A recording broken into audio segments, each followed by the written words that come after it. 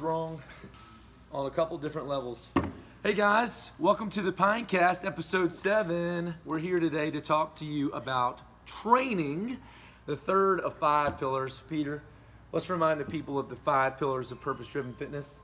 Nutrition, rest, recovery, training, mindset.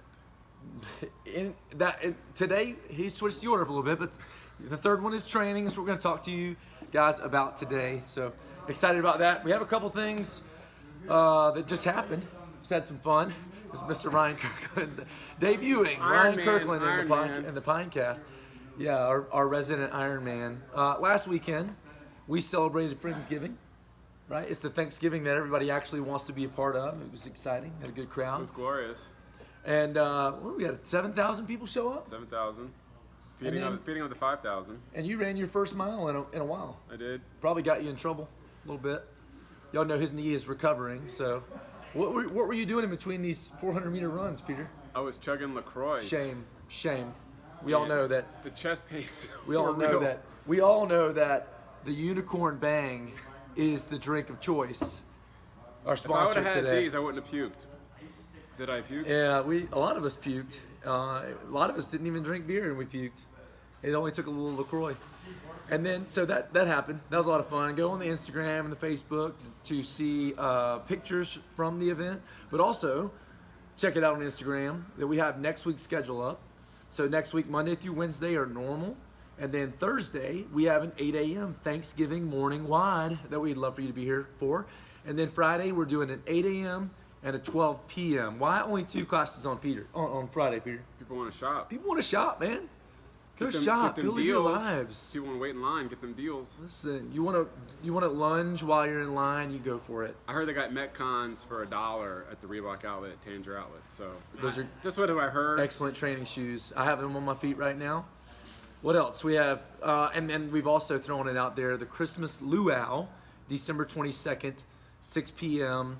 We've already ordered a lot of really cool stuff for that, so just want to make sure it's on your radar. December 22nd, if you're in town, if you're not traveling, you need to be in this building. Come and get laid. Hanging out with us. Flower necklaces. We may have ordered a few hundred lays. So, also some inflatables. This is going to be fun for the whole family. There will be some adult beverages.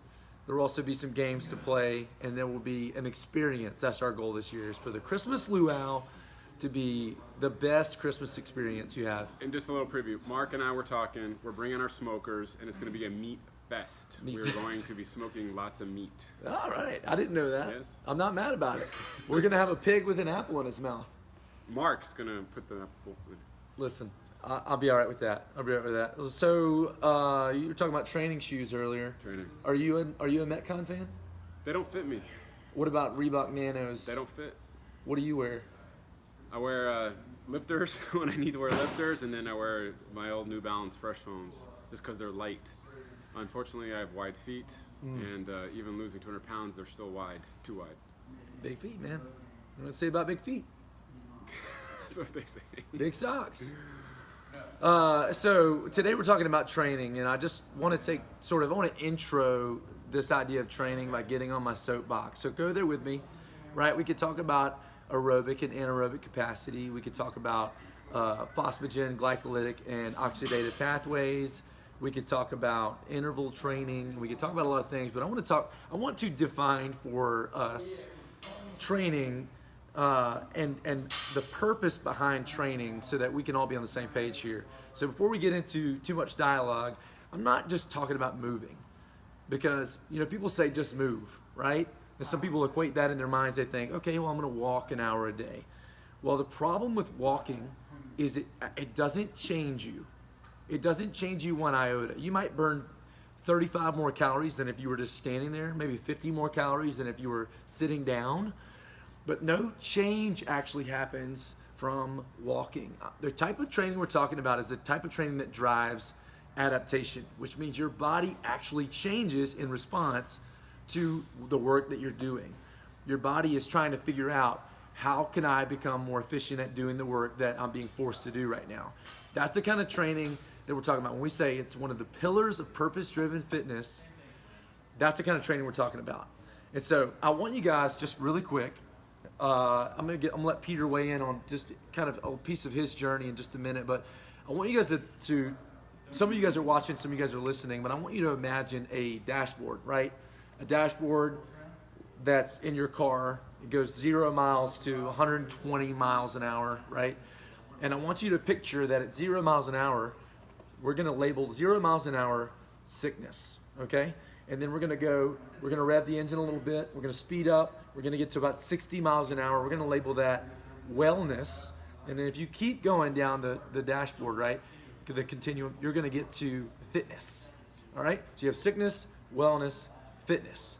And it's sickness in terms of human beings, when we find ourselves at 0 miles an hour, right, we're not moving, we're at 0 miles an hour, we tend to see some health markers there that look like resting heart rate 80 beats per minute, 90 beats per minute, high bad cholesterol, low good cholesterol. We see our blood pressure is up. We see hypertension, right? Sometimes, and it can be more of a result of nutrition, but we see hyperinsulinemia. We see too much insulin in the blood. We see high risk of chronic disease. We see low strength. We see low conditioning. That's what we see at 0 miles an hour. And for those of us, because many of us have found ourselves at that point of what we're going to call sickness, the goal of training and what we do in conjunction with good nutrition is to take us from a place of sickness or high risk of sickness, rev the engine a little bit, right, and move our way towards wellness. That is step one, right? Let's get that resting heart rate down. Let's get that blood pressure down, the hypertension, the high risk of chronic disease. Let's get ourselves to a place of health and wellness, right? That's step one. Then let's hedge our bet a little bit, right? Let's create a buffer between us and wellness in pursuing fitness. Let's build in the strength. Let's build in the conditioning. Let's build in the things we'll talk about later, the aerobic and anaerobic capacity, and decrease on a very great, awesome level our risk of chronic disease. That's our continuum. That's the continuum I want you guys to picture when we're talking about what does adaptation do? What is the type of training that leads to adaptation do? It moves the needle forward, just like we're revving the engine. It moves the needle forward. Since you're using this automotive metaphor, I would say we should do it with a manual car instead of an automatic. Right. Many of us, we have these digital dashboards. What happens if you're in first gear? You're redlining, right? You got to change gears to second gear and to third gear. So to go 120 miles an hour for the car to operate properly, you got to change gears along the way to get to that level of fitness. Absolutely. And so, many of us, we probably have close relationships with people who are in that sickness point, if it's not us, right, that are in that sickness point, that we would love to see come out of that sickness and into wellness, and then maybe even pursue fitness, because, life is going to happen and tragedy is going to strike, and at the end of the day, things are going to happen. But it's in those moments when our fitness is really going to be revealed and our health is really going to be revealed. I mean, January's coming up. It's the fitness crunch, right? Everybody's getting memberships. I've done it. Everybody wants to come out swinging right out of the gate, and that's the most time you're most prone for injury is when you've had a long layoff and you try to go as hard as you can right out the gate, and your body's just not prepared for it. I was talking to Ryan earlier, and it's hard not to go slow and take those movements slow when you were so used to before crushing it every day. You just can't. Yeah. And so I'm dealing with it on a daily basis. I want to go. I want to compete coming up in a couple weeks. Doctor told me today, nope, don't do it. So what we're going to talk about next week is really going to apply to Peter. He's walking through the season right now, and there's something you can't do. There's something that you can do, and you should do that and get great at it. We're going to talk about that next week when we talk about recovery. But specifically today, adaptation is a key, right? That might be a big fancy word and you're wondering, what in the world? So here's how we train. Here's how CrossFit trains. We focus on constantly varied functional movements executed at a high intensity. And the reason that we do a high intensity is because that is the thing that drives the adaptation. The fancy way to say it is that intensity is the independent variable most commonly associated with maximizing a favorable adaptation to exercise. What does that adaptation look like? It looks like I'm getting leaner, right? If I'm forcing my body to run, eventually my body is going to try to adapt to that running, to burn less calories, to do the same amount of work. But if all I'm doing is a lot of work across a lot of time, that's called volume. if I can force myself to do a lot of work in a little bit of time, that's where we see intensity, right? Intensity is doing more work faster. This guy, Greg Glassman, you might have heard of him. He's got some kind of quote, you can correct me if I'm wrong. Give me intensity over quantity any day of the week. Any day of the week.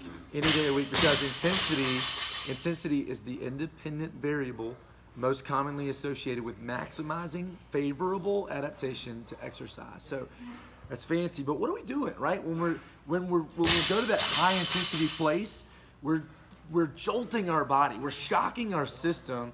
Because listen, for like me, like many of you, we've tried everything else. We tried the volume. We tried the 3 sets of 10. We tried maybe you haven't tried everything else. I'm just telling you that what has worked for my body and what's worked for hundreds of people in our box is this idea of high intensity training. Now, we're not saying be reckless. In fact, I want to introduce another acronym, right? MCI. Peter, do you know what MCI stands for? No. MCI stands for mechanics, consistency, then and only then, intensity. Mechanics matter, right? Moving correctly matters. That's why we spend so much time with our athletes working on the air squat and the PVC overhead and pulling things from the floor. The bulk of the movements that we do in here rely around those 3 basic movements. And we spend time with our athletes to make sure they're moving correctly. Then we want to build in consistency. We want to make sure that the first rep looks like the 100th rep. And when it does, that's when we step up our game and we add in the intensity, right? Because we don't just want to be able to move, we want to be able to move well, and we want to be able to move better and better and better. In fact, what's our mantra? 1% better every day. That's what we want, right? Mechanics matter. We're going to move safe in the spots. It's building the muscle memory for those movements when it comes time to do them. When you will subject yourself to intensity with good mechanics, your body will be forced to adapt. And we love what adaptation looks like. We love it. Not just me for you, but you for you. Because it makes what you look like in the mirror. You look better, right? When you are picking up weight, it feels light. When you run, you go faster or further, right? We like what adaptation does for our body. And at the end of the day, it only comes when we'll subject ourselves to high intensity. Yeah. Any thoughts you want to add to that? Well, I look a lot better now because when I get out of the shower now, the dog does not go running high. The dog just sits there. So that is a positive affirmation I like to see. So what we want to make sure that we've communicated well today is the high intensity aspect of what we're doing. It's not just a niche within CrossFit. It is scientifically proven that if we will subject ourselves to the higher intensity in our training, our body will be forced to adapt. And the adaptations we talked about, that's what's making the difference. So when we come back and we talk about training again, we're going to unpack energy pathways. We're going to talk about interval training. We're going to talk about constantly varied. But today we thought it would be a good idea just to bring you the 101. And so just to close, we'll let Peter share a few words just to talk about when you first got your journey started. Why did you choose CrossFit? Why did you choose specifically not just to eat well, but to also train? Why did you make that decision? Well, I'd been going up and down, 50 pounds down, 70 pounds up, 50 pounds down, 70 pounds up. And I had a really good regimen. I was swimming 2 to 3 times a week. I was swimming laps for an hour. I was biking 15 to 20 miles in the hills in San Diego. I was hiking a lot. And and I would put intensity and vigor into those workouts, no doubt about it. And then I would also go to a big box gym, and I would have a 90-minute routine of 45 minutes of cardio. Then it was the cool down in the spa. Then it was the jacuzzi, and I basically, I was just kind of wasting time there. And none of it stuck over time.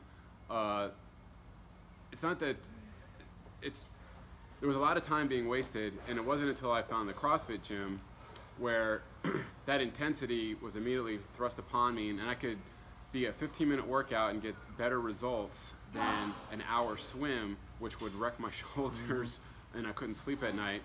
And there was the community aspect of it, the addiction of it, where you just wanted to come back and do it again because you were surrounded by other people, and no longer was I isolating myself and working out by myself. So the training became more fun. It wasn't an isolated movement for me. I got to trust into somebody else's expertise and follow their plan, and that made all the difference. and that's perfect that you said that. He said 15 minutes. So what we've discovered is, we've had folks that come from other genres of fitness, and they're thinking, I'm used to working out 45 minutes to an hour. I'm used to the volume.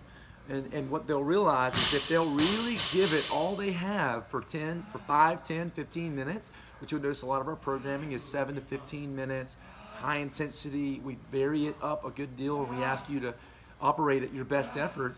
When you do put all you have into it, it's enough. You're on your back. You're creating your sweat angel. You're commiserating with people around you, and you're realizing, I've been working out so much. I've been trying to do so much volume when intensity was really the thing that I needed. Yeah. So intensity, and then he also mentioned community. The community piece is just something you just don't get anywhere else. So we're going to continue to push you guys. If you have questions, please comment below. Definitely let us know if you have questions as we follow up with this idea of training. But that's what we have for today.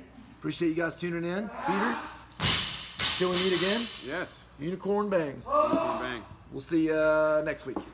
Happy Thanksgiving, everybody. Happy Thanksgiving.